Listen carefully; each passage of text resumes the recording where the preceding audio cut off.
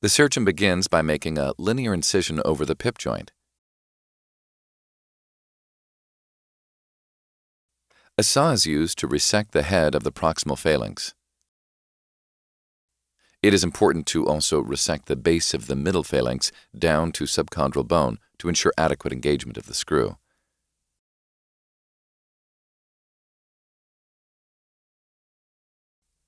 A guide wire is used to manually find the central canal in the proximal and middle phalanx.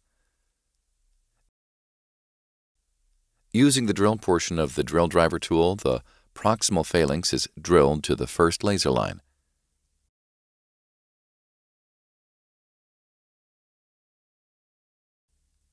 The drill driver tool is then drilled through the middle and distal phalanx and out the end of the toe, leaving the driver portion in the pip joint.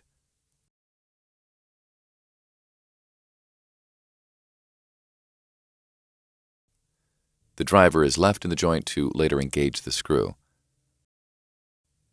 Using the extra driver in the kit, the screw is inserted into the proximal phalanx until the distal threads touch the bone.